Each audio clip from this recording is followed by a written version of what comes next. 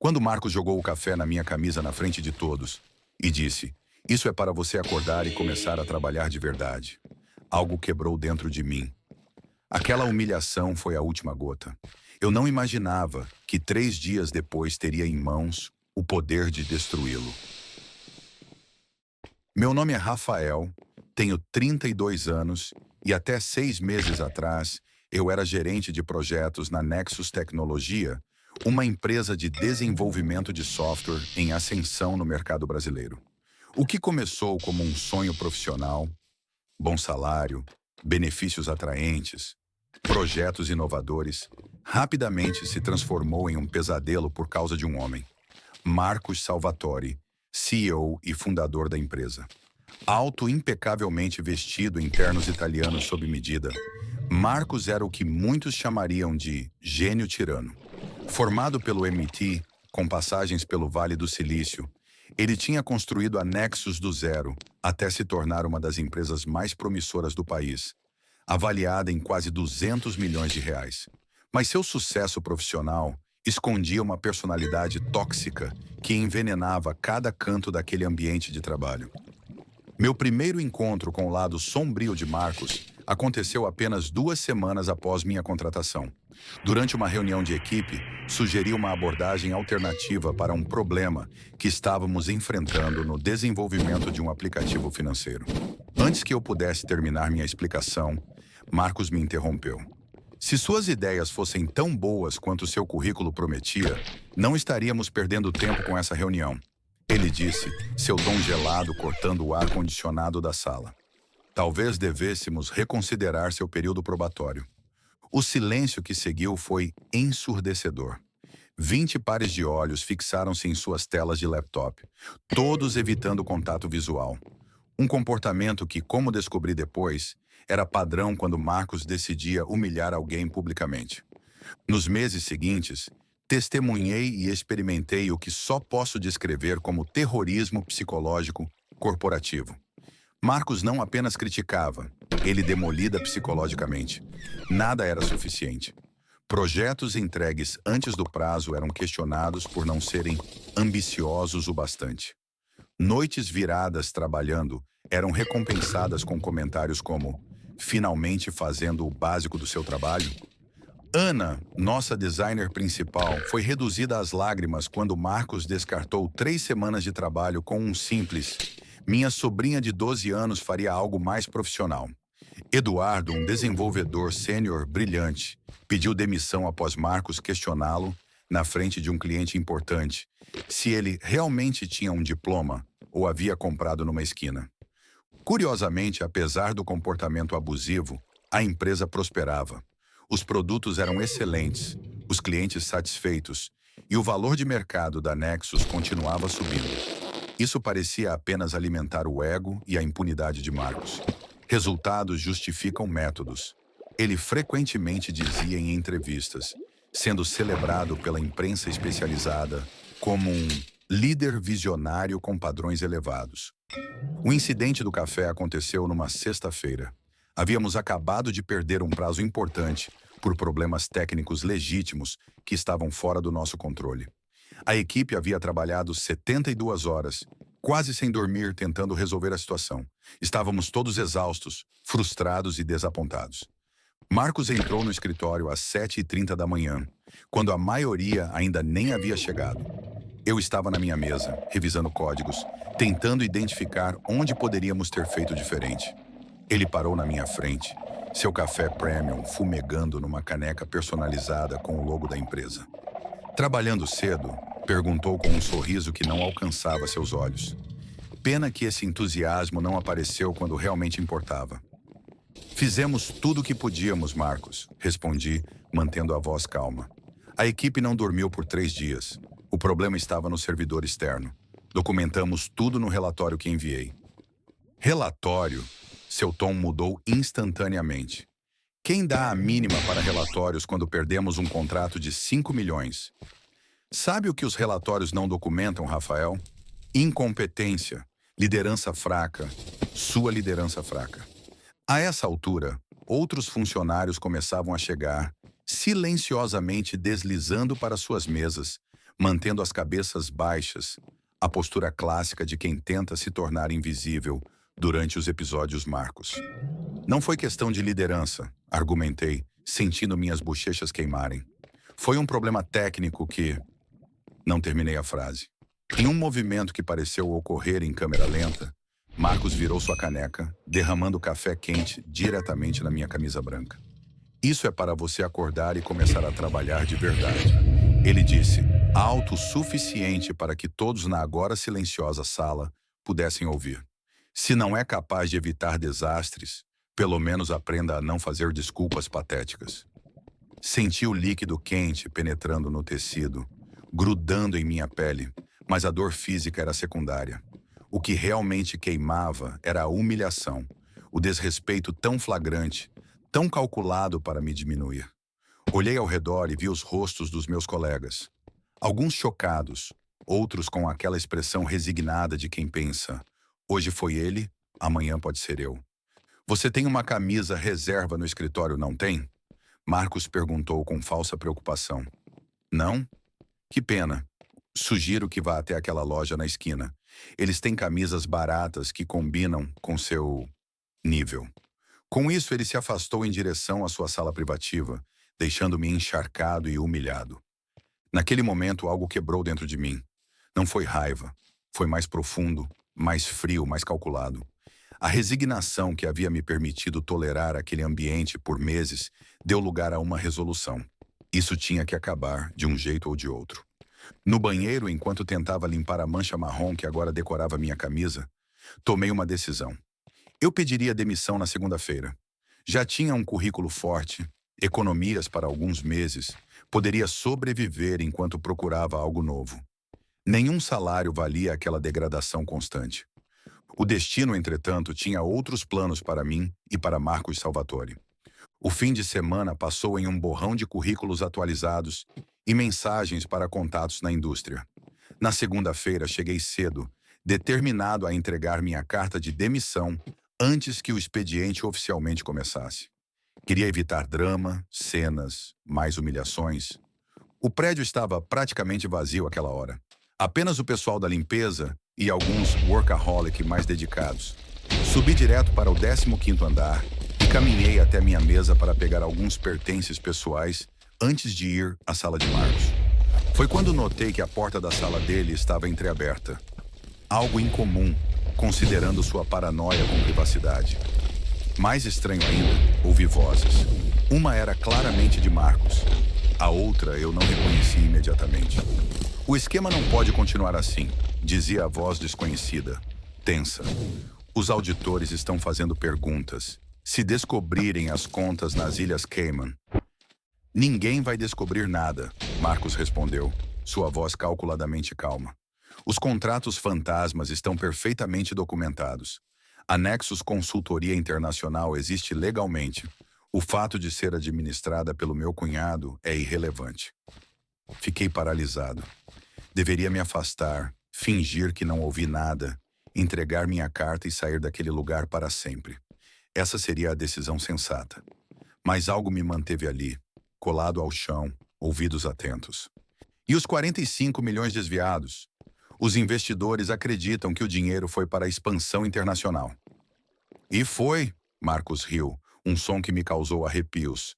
Expansão do meu apartamento em Miami, da minha coleção de carros internacionais. A voz, que agora reconheci como sendo de Gustavo, nosso CFO, soava cada vez mais desesperada. Marcos, isso é fraude. Estamos falando de prisão. Estamos falando de inteligência empresarial, Marcos rebateu. Agora pare de agir como uma velha histérica e assine os novos documentos. Temos aquela reunião com os investidores chineses na quinta e precisamos que tudo pareça impecável. Mais 30 milhões estão em jogo. Ouvi passos se aproximando da porta e recuei rapidamente, escondendo-me atrás de uma coluna. Gustavo saiu da sala, pálido, segurando uma pasta. Ele caminhou apressadamente para o elevador sem notar minha presença. Meu coração batia tão forte que temi que Marcos pudesse ouvi-lo do outro lado do escritório. O que eu acabara de ouvir não era apenas assédio moral ou comportamento tóxico. Era crime. Fraude corporativa em larga escala. Desvio de fundos. Marcos não estava apenas abusando emocionalmente de seus funcionários. Estava roubando investidores, mentindo para o mercado, potencialmente destruindo o futuro de todos que trabalhavam ali. Voltei silenciosamente para o elevador, esquecendo completamente a carta de demissão em minha mesa. Na rua, o ar fresco da manhã não conseguiu dissipar a sensação de choque. O que eu deveria fazer com aquela informação? Denunciar Marcos significava, potencialmente, implodir a empresa inteira. Centenas de empregos, incluindo o meu, seriam perdidos.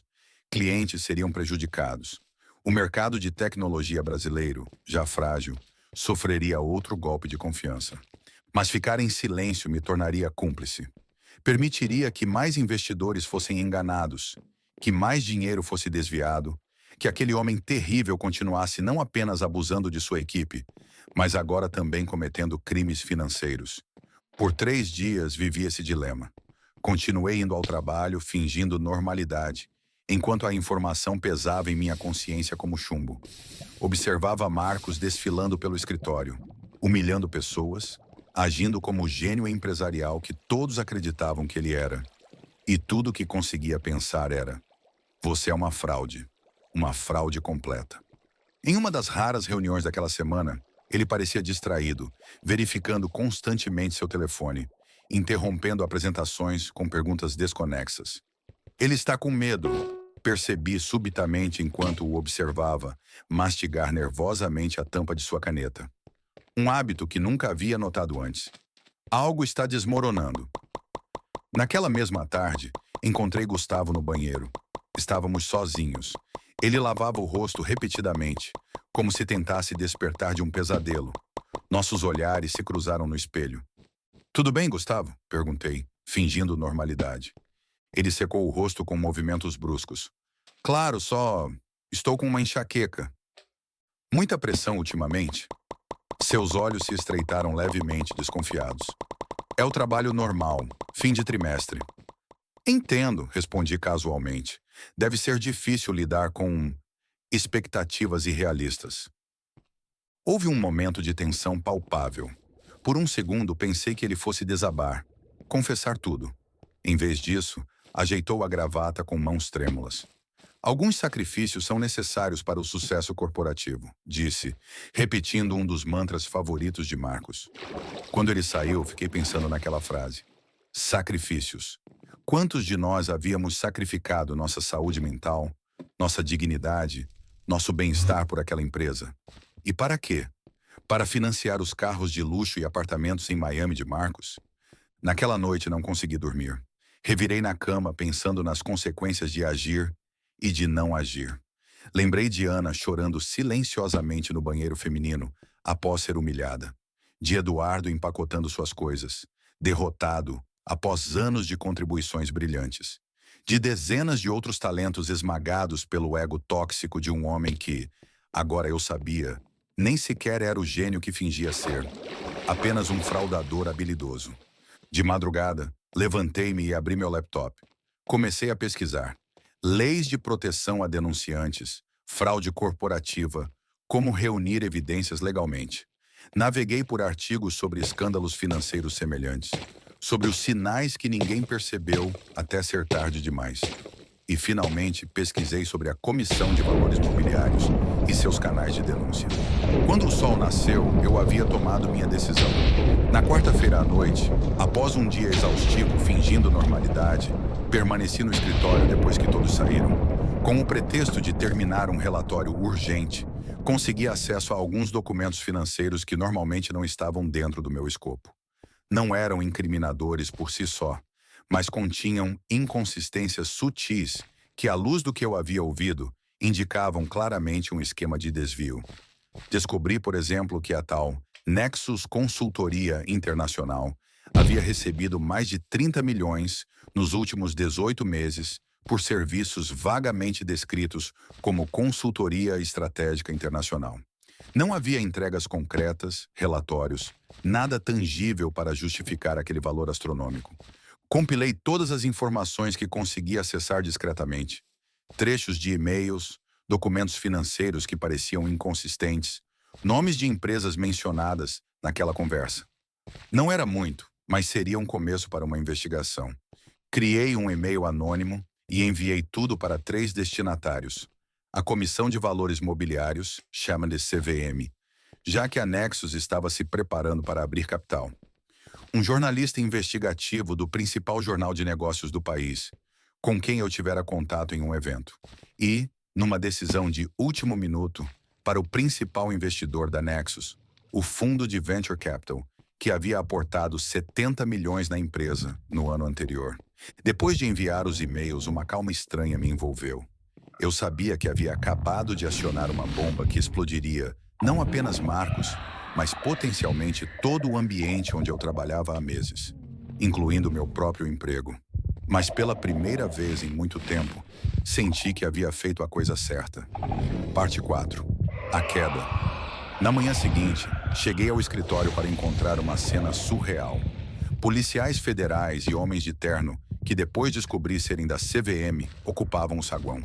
Funcionários confusos eram orientados a permanecer em suas mesas. No meio do caos, vi Marcos sendo escoltado para fora, não com seu habitual ar de superioridade, mas com o rosto contorcido em uma mistura de raiva e pânico. Nossos olhares se cruzaram por um breve segundo. Não sei se ele entendeu naquele momento que eu tinha algo a ver com sua queda, mas vi algo em seus olhos que nunca havia visto antes. Medo. A notícia se espalhou pelo escritório como fogo em palha seca. Inicialmente, eram apenas sussurros nervosos. Fraude fiscal, alguém murmurou. Desvio de dinheiro, outro acrescentou. Aos poucos, a verdadeira magnitude do esquema começou a se revelar.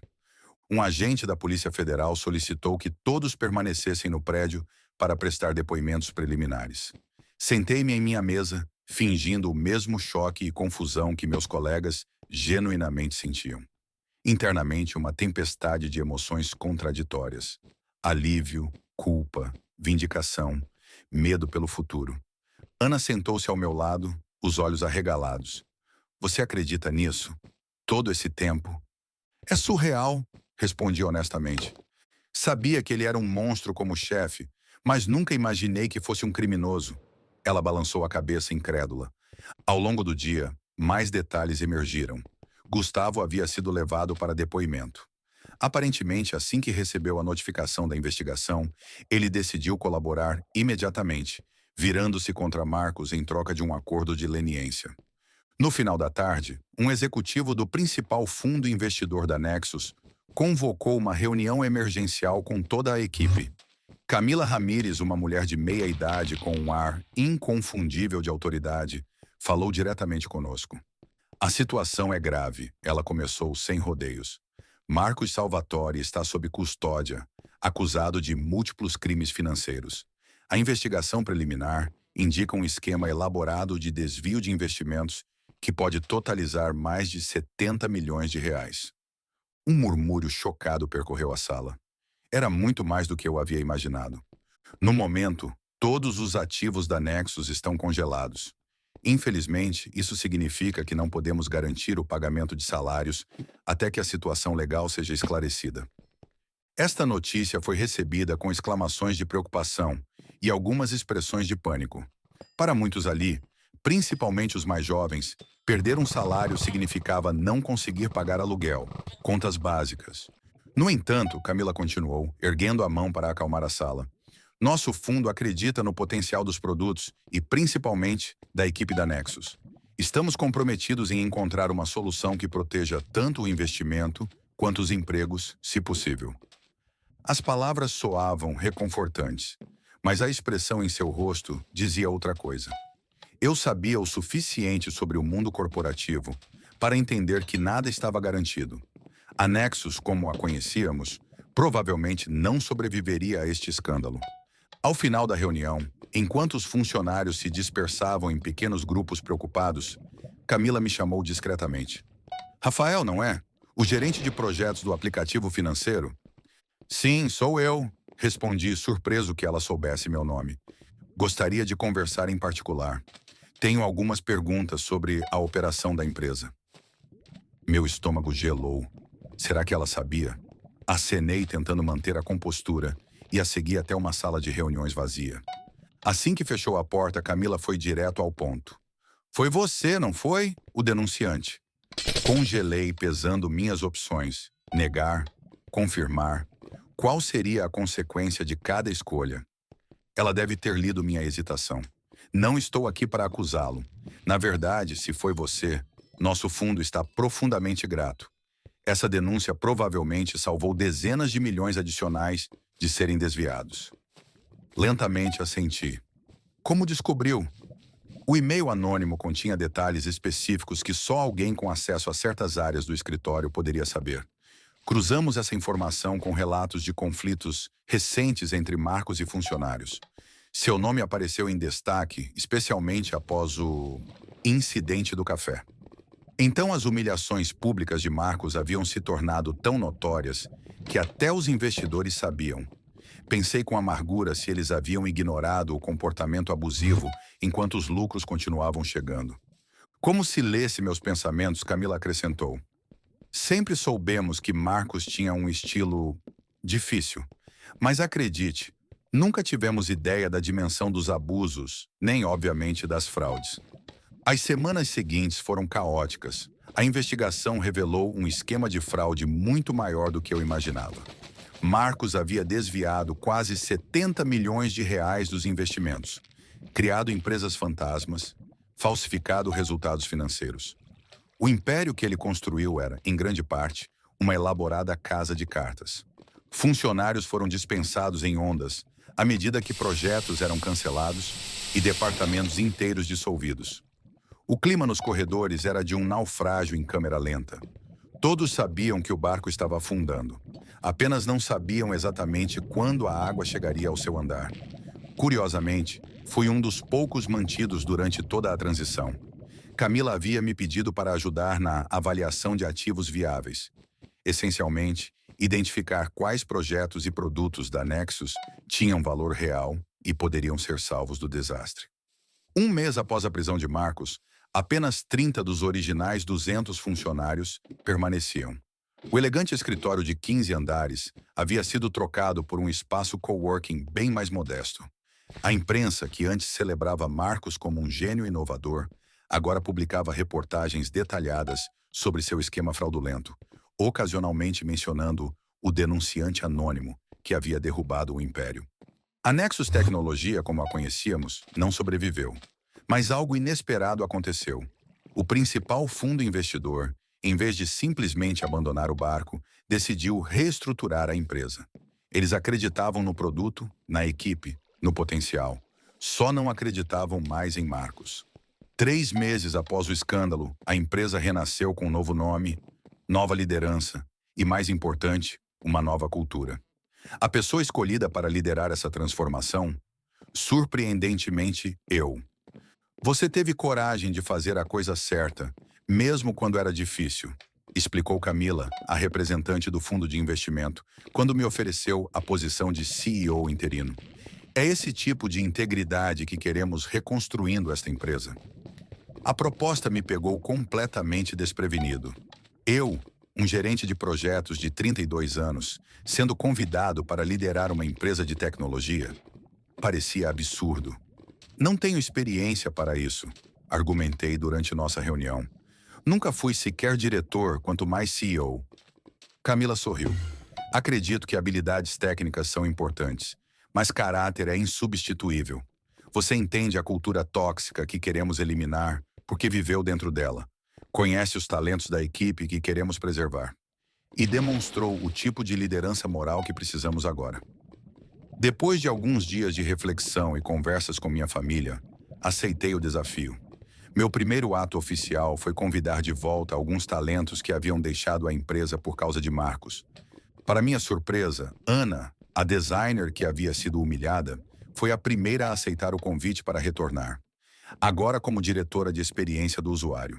Fiquei feliz em saber que você está no comando, ela disse. Já trabalhou nas trincheiras, sabe o que não fazer.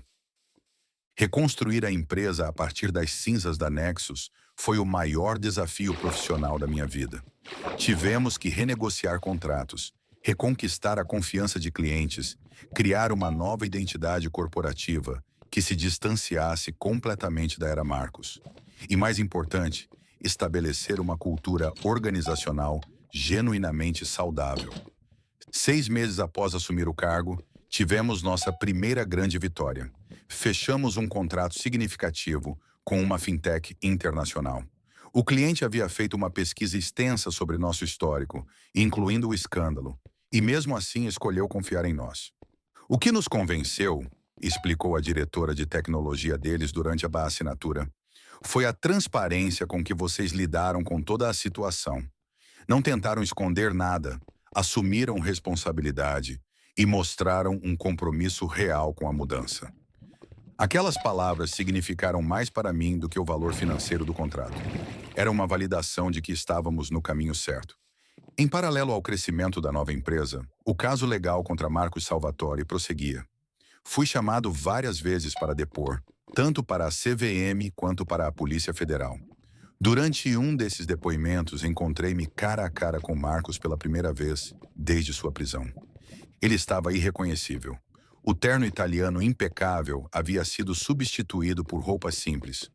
O bronzeado artificial havia desaparecido, assim como o ar de superioridade. Seus olhos, porém, ainda carregavam aquela intensidade inquietante. Foi você, ele disse quando nossos olhares se cruzaram no corredor do tribunal. Não era uma pergunta.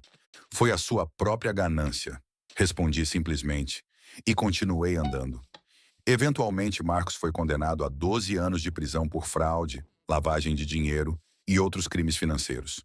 Quando a sentença foi anunciada, não senti a satisfação que imaginei que sentiria. Em vez disso, senti um estranho vazio, como se um capítulo obscuro finalmente tivesse sido encerrado. Hoje, um ano depois, nossa empresa, agora chamada Integra Tech, está novamente crescendo. Temos menos funcionários, escritórios mais modestos e certamente menos manchetes grandiosas. Mas temos algo muito mais valioso: um ambiente de trabalho baseado em respeito, transparência e ética. Ana, a designer que havia sido humilhada por Marcos, agora lidera nosso departamento de experiência do usuário, tendo recentemente ganho um prêmio internacional pelo redesign de nossa plataforma principal. Eduardo, o desenvolvedor que pediu demissão, aceitou meu convite para retornar como diretor de tecnologia.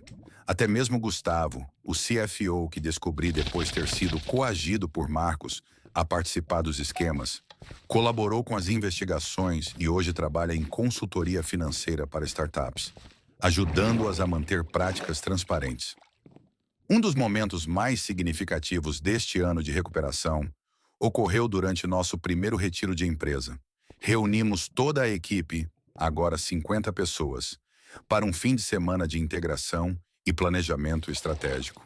No jantar final, durante um momento de partilha, Ana levantou-se com uma taça na mão. Um ano atrás, eu não conseguia entrar naquele escritório sem sentir ansiedade. Ela começou. Cada manhã era uma batalha contra o medo de ser humilhada, diminuída, de ter meu trabalho descartado. Hoje venho para o trabalho energizada, sabendo que serei respeitada e ouvida, que minhas ideias têm valor. Seus olhos marejaram enquanto olhava para mim. Rafael, quando você me ligou convidando para voltar, pensei que estava louca em considerar. Mas algo na sua voz, a humildade, a honestidade, me convenceu a dar uma chance. Foi a melhor decisão profissional que já tomei. Um por um, outros colegas se levantaram para compartilhar suas próprias histórias de transformação. Eduardo falou sobre como a cultura ética que estávamos construindo lhe permitia dormir tranquilo à noite. Novos funcionários que nunca viveram a era Marcos expressaram gratidão por um ambiente onde podiam crescer sem medo. Enquanto ouvia aqueles depoimentos emocionados, refleti sobre a longa e turbulenta jornada que nos trouxe até ali. A humilhação com o café, que parecia o fim do mundo naquele momento, havia sido apenas o catalisador para uma transformação muito maior. A última notícia que tive sobre Marcos é que ele está escrevendo um livro sobre os bastidores do mundo empresarial brasileiro. Irônico para alguém que construiu uma carreira baseada em ilusões. Ocasionalmente, ainda recebo ligações de jornalistas perguntando sobre o denunciante anônimo, que derrubou um dos maiores fraudadores do mercado tecnológico brasileiro. Nunca confirmo nem nego meu papel. A história nunca foi sobre mim. Às vezes, quando passo pelo antigo prédio da Nexus, agora ocupado por outra empresa, reflito sobre aquela manhã, o café quente manchando minha camisa, a humilhação queimando mais que o líquido. Naquele momento, senti-me impotente, pequeno. Não sabia que, dias depois, teria em minhas mãos o poder de desmantelar todo o império daquele homem. Não agi por vingança, embora não possa negar uma certa satisfação ao ver Marcos enfrentando as consequências de seus atos. Agi porque, em algum momento, precisamos decidir que tipo de mundo queremos ajudar a construir. Um onde pessoas como Marcos prosperam através da crueldade e do crime, ou um onde integridade e respeito ainda importam. Recentemente, durante uma entrevista para uma revista de negócios, fui questionado sobre como a experiência com um líder tóxico influenciou meu próprio estilo de liderança. Aprendi exatamente o que não fazer, respondi com um sorriso. Mas mais importante, aprendi que o verdadeiro poder não vem de intimidar ou diminuir os outros. Vem de criar um ambiente onde as pessoas se sentem seguras para dar o melhor de si, onde são valorizadas não apenas pelo que produzem, mas por quem são. Este, acredito, é o legado mais significativo daquela terrível experiência. Não é sobre a queda de um homem poderoso ou sobre a exposição de uma fraude. É sobre a oportunidade de construir algo melhor sobre os escombros de algo quebrado. Todos os dias, ao entrar no escritório e ver rostos que agora sorriem sem medo, sei que fiz a escolha certa. E essa, talvez, seja a maior lição que aprendi. Às vezes, é preciso coragem para destruir algo quebrado e criar espaço para que algo melhor possa crescer em seu lugar.